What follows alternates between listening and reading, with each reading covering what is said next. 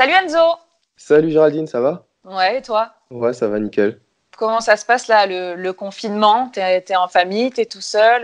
Comment ça se passe pour toi? Je suis en famille, donc avec ma femme et ma fille. Depuis la nouvelle du confinement, je crois que ma femme est sortie une fois parce qu'elle avait un colis récupéré à la poste et moi je suis pas du tout sorti.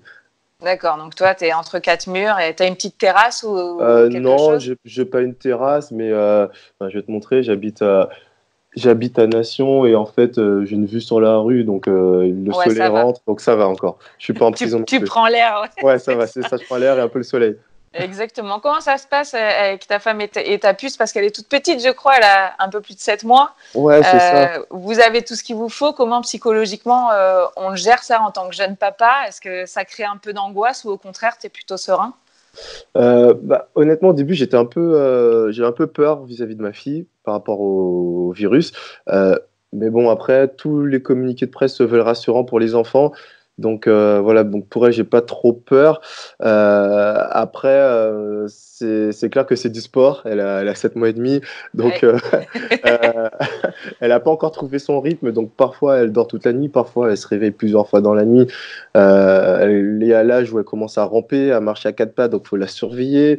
Il n'y a pas plus tard qu'hier, elle s'est suspendue au barreau de sa petite cage là. Elle Et est là, déjà sportive. ouais, c'est ça. Et elle a commencé à tomber en arrière, donc heureusement que j'étais à côté pour la rattraper pour pas qu'elle se cogne. Mais voilà, elle est très tonique, elle se balade dans tout l'appartement. On a dû, elle est derrière là. Ah bah voilà. Bonjour mademoiselle, bonjour madame. Et ben voilà, on a toute la famille le Ouais, soir. c'est ça. Bonjour les filles. Elle dit bonjour. Et ben voilà, ravi de voir la petite famille. Coucou, Ouais. bah oui, forcément on n'entend pas. Bonjour, Dans les bonjour. écouteurs. Bonjour. Bonjour. On fait le sport en famille a priori. Ouais, c'est ça.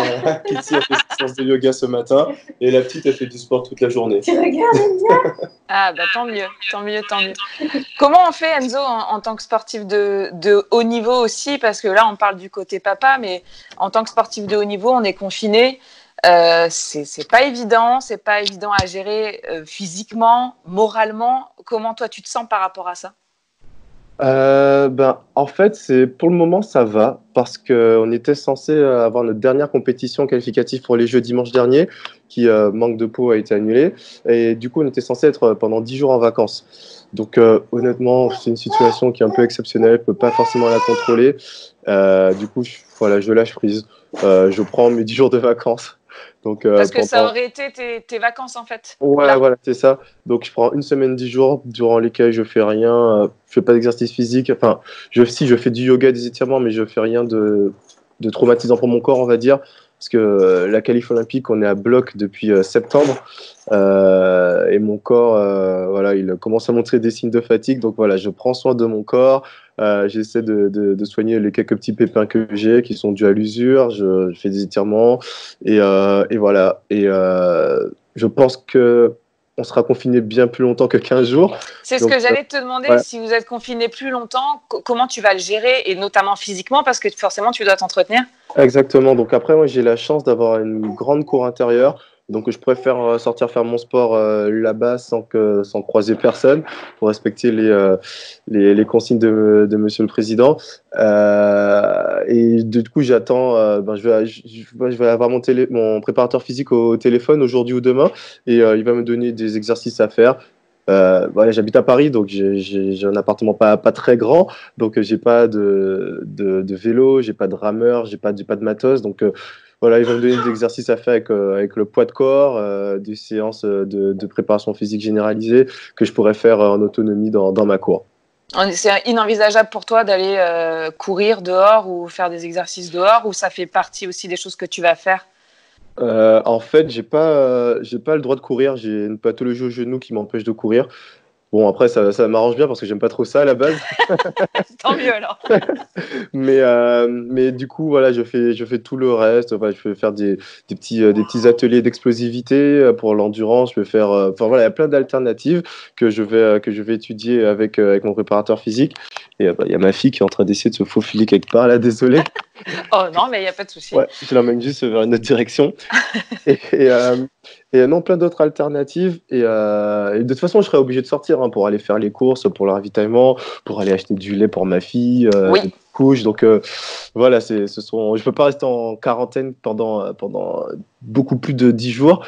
Donc on verra bien. Mais voilà, comme je t'ai dit, je fais preuve de lâcher prise. J'attends de voir les communiqués de presse au fur et à mesure, ne serait-ce que sur la situation des Jeux Olympiques, sur la situation en France. Donc j'attends d'avoir plus de nouvelles avant de me. Zen. Voilà, on est zen. Exactement, avant de prendre une décision. Et ça fait quand même 4 ans après les derniers Jeux, on se prépare quasiment pendant 4 ans, en tout cas on l'a dans la tête. Ouais. En tant que sportif, je sais que tu dois t'occuper de ta fille, mais je vois que c'est double emploi, c'est bien. Je t'écoute. Voilà, ça s'arrête net d'un coup. Bonjour mademoiselle. Ça s'arrête net d'un coup, on est d'un coup au point mort. À ce moment-là, tu ressens quoi, toi, quand tu te dis, je ne sais pas comment tu l'envisages par rapport au JO, est-ce que tu te dis, tiens, ça peut être annulé, ça peut être décalé? Est-ce que ça t'a un petit peu anéanti tout ça, ou pour l'instant, tu restes positif comme tu l'es pour le reste? Je dois t'avouer que la semaine dernière, quand on était à Los Angeles et qu'on a appris que la compétition était annulée, il y a eu un petit moment de flottement. C'est-à-dire que, en fait, notre préparation, notre année, elle était millimétrée, c'est-à-dire que je savais à quel moment je m'entraînais, j'étais en compétition, j'étais en repos, et tout ça jusqu'aux Jeux Olympiques. Donc tout était planifié. Et en fait, là, ces 3 dernières semaines, je me suis entraîné en me disant, voilà, c'est bon, c'est la dernière compétition sélective, je vais tout donner. Ouais, je m'étais mis un peu un mode avec des œillères où voilà, je fonce, j'ai qu'un objectif à court terme, c'est cette épreuve qualificative, et après, je pourrais décompresser. Et en fait, quand on nous annonce la compétition, il y a un petit moment de flottement avec mes coéquipiers qui jouent la qualification. Et c'était comme si on nous avait retiré un but, comme si, entre guillemets, je veux pas dramatiser, comme si on n'avait plus de raison d'être, entre guillemets. Voilà, je dramatise, hein, mais voilà, un petit moment de flottement. Sportivement, en tout cas. Ouais, sportivement. D'une demi-heure, d'une heure, on se dit, mais voilà, on fait quoi? Du coup, le même soir, on a su que la Fédération internationale suspendait toutes les compétitions pendant 5 semaines. Et là, on se dit, bah voilà, du coup, on fait quoi? On s'entraîne quand même, sachant que les organismes sont fatigués, mais on s'entraîne pourquoi? On s'entraîne pour un objectif à court terme, donc la dernière épreuve qui sera reportée, qualificative pour les Jeux, ou on s'entraîne pour les Jeux, donc un événement à long terme. Ce ne sont pas du tout les mêmes planifications d'entraînement. Voilà, on ne savait pas trop quoi faire. Et puis, en fait, quand on est revenu sur Paris, qu'on a retrouvé nos familles, et puis, en fait, le sportif est passé au second plan. Enfin, là, le plus important, c'est la santé de tout un chacun. Donc, le plus important, c'est de rester chez soi, de ne pas propager ce virus, soit qu'on en finisse le plus rapidement. Et donc, ouais, honnêtement, le sportif, pour le coup, il est passé au second plan. Et puis, j'ai envie de dire que c'est le mental qui fera la différence. Moi, je me mets en mode économie d'énergie. Et dès que j'aurai le feu vert pour reprendre, c'est reparti. Je remettrai mes œillères. Tu seras à fond. Ouais, ça, je serai à fond pour arriver en meilleur état de forme possible. Alors, peu importe l'objectif. Ouais, bah, tu as bien raison, c'est du positive attitude. Tu as déjà fait 2 Jeux, toi. Tu as fait 2012 et 2016. 2012, il n'y a eu aucune médaille, mais tu étais tout minot. Ouais, c'est ça. Quel souvenir t'en gardes déjà de ces Jeux-là à Londres? Alors moi, je suis un grand passionné de Jeux Olympiques, c'est-à-dire qu'avant Londres, je regardais toutes les épreuves, tous les sports, je mettais mon matelas dans le salon pour regarder la télé tout le temps, peu importe le décalage horaire. Donc être aux Jeux aussi jeune, à 20 ans, c'était un peu un rêve de gamin. Donc je regarde une très bonne expérience. Outre le fait qu'on se soit foiré au niveau de l'escrime. Mais voilà, moi, je me suis entraîné pour donner le maximum. Manque de pause, ça s'est pas bien passé. Et après, j'en garde de très bons souvenirs. Par exemple, j'ai pu rencontrer Ryan Giggs, qui est un joueur de Manchester United, l'équipe dont je suis fan. J'ai pu pisser à côté de Novak Djokovic, qui était juste à ma gauche dans le noir, juste après sur une ouverture. Enfin voilà, j'ai vécu des choses assez exceptionnelles. Et en fait, je pense que ça m'a donné une motivation supplémentaire. Une fois qu'on y a goûté, on a envie d'y retourner. Et ça m'a donné, je pense, la dose de motivation supplémentaire qui fait que quand c'est difficile un matin, on sait pourquoi on se lève. J'y avais déjà goûté et je voulais y retourner et cette fois-ci décrocher une médaille. Tu y es retourné et du coup, médaille. Ouais, exactement, c'est ça. Par équipe, en 2016 à Rio. En individuel, en revanche, ça a été un peu plus compliqué pour toi. Ouais. Est-ce que tu peux nous parler et de cette médaille et de l'individuel où il n'y a pas eu de résultat? Oui, alors en individuel, j'étais pas très bien classé, c'est-à-dire que l'année de qualification était un peu chaotique pour moi. J'ai fait le résultat pour me sélectionner, mais vraiment in extremis. Du coup, j'étais pas très bien classé niveau mondial, et je prends d'entrée un Allemand, Peter Jopic, qui est quintuple champion du monde, donc un tirage pas forcément compliqué, mais un tireur de haut niveau pour commencer le premier match. Je perds 11 ou 15-12 si je me souviens bien. Donc voilà, voilà, après j'ai su absorber cette défaite et me reconcentrer pour repartir sur l'épreuve par équipe 5 jours après. Et cette épreuve par équipe où on a décroché une belle médaille d'argent. Magnifique, donc un beau souvenir aussi pour toi. Et depuis, tu as passé un vrai cap. Tu es champion du monde, tu es champion d'Europe par équipe. Il s'est vraiment passé de belles choses pour toi depuis ces Jeux de Rio. Comment tu les appréhendes, ces Jeux de Tokyo? Est-ce que là, on part avec des gros objectifs? Oui, bien sûr. J'ai pu confirmer sur le plan individuel. Avec notre équipe, on a aussi confirmé. On est sur une série dont on est champion d'Europe par équipe et vice-champion du monde par équipe. Notre équipe fonctionne très bien. Ça fait un peu plus d'1 an que ce sont les mêmes 4 mecs qui tournent ensemble. On est copains dans la vie en dehors. On se fréquente tous les jours parce qu'on s'entraîne à l'INSEP, donc on se connaît très bien. Je pense que c'est vraiment ce qui fait la force de notre équipe. Donc je pense qu'on aura vraiment à cœur de concrétiser ça en médaille. Et on sait que ça va passer par énormément de travail, de l'entraînement tous les jours, des dépassements de soi. Et le fait d'être tous les 4 ensemble, je pense qu'on pourra compter les uns sur les autres pour décrocher ça par équipe. Donc toi, les objectifs par équipe, c'est la médaille d'or? Ouais, c'est la médaille d'or. Ouais. Et individuel? La médaille d'or aussi. Allez, voilà, c'est ça. La double. J'ai prouvé l'été dernier que j'étais capable de m'imposer sur un grand championnat. Donc, c'est quelque chose c'est une certitude, c'est quelque chose que je sais, que je me suis prouvé à moi-même. Maintenant, à moi de le reprouver sur une épreuve olympique. L'escrime, c'est le sport qui amène le plus de médailles à la France. C'est 118, si je ne me trompe pas. Est-ce que ça met la pression ou au contraire, ça te rend serein parce que tu fais partie de ça? J'ai envie de te dire que ni l'un ni l'autre, hein, ce sont que des statistiques. Sur ces 118 médailles, j'ai contribué à en ramener une seule. C'est déjà bien. C'est déjà bien, mais voilà, je suis pas en train de mener un combat pour l'escrime. Non, c'est sûr que je serais content de ramener 2 médailles à la France au JO de Tokyo, une en indiv et une par équipe, et surtout pour faire en sorte que la France soit le mieux placée au rang des nations. Mais je suis content pour l'escrime que ce soit nous le sport qui ayons rapporté le plus de médailles, parce que on va pas se leurrer, l'escrime on en parle une fois tous les 4 ans malheureusement. Donc faut qu'on se serve de ce rayonnement qui arrive malheureusement qu'aux Jeux Olympiques, en période olympique, pour amener les enfants à se mettre à l'escrime, parce que moi l'escrime c'est un sport qui m'a tellement amené, énormément de choses. J'ai rencontré des gens formidables, j'ai pu voyager, j'ai vécu des expériences incroyables grâce à l'escrime, et j'aimerais que plus de personnes pratiquent l'escrime en France, et que Qu'est-ce qui manque justement pour que ce ne soit pas qu'un sport olympique, en tout cas en France, pour qu'on s'y intéresse plus? Qu'est-ce qui manque à ton avis? Il manque que ça passe à la télé. Je l'attendais, celle-là. Ça passe à la télé. Et encore, ça va. Eurosport fait sa partie. Il y a les championnats d'Europe, qui sont retransmis, les grands prix, donc 3 compétitions par an par arme, donc c'est déjà beaucoup. Mais il en faudrait encore plus. Ouais, il en faudrait encore plus. Et voilà. Et puis aussi le fait que nous portions un masque. Voilà, ça n'aide pas forcément les gens à s'identifier. Donc maintenant, avec les réseaux sociaux, la donne a un peu changé. Les cartes sont un peu rebattues, mais voilà, ça reste encore une goutte d'eau par rapport à des sports comme le foot ou le hand qui passent à la télé.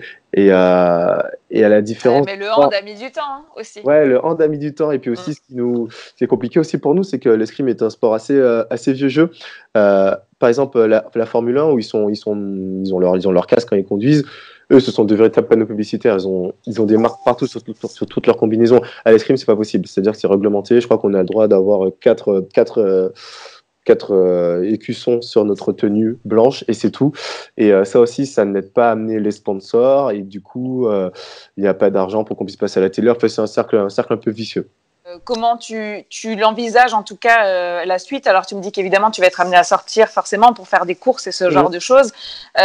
Comment tu l'envisages, en tout cas, psychologiquement? Parce qu'on sait que le yoga, ça aide aussi. C'est tout un état d'esprit. Ouais. Mais il faut se maintenir en forme, et que ce soit physiquement, mais aussi dans la tête. Oui, c'est vrai. Après, comme je t'ai dit, dans la tête, le lâcher prise, ça m'aide énormément. C'est-à-dire que je ne me parasite pas avec des pensées négatives.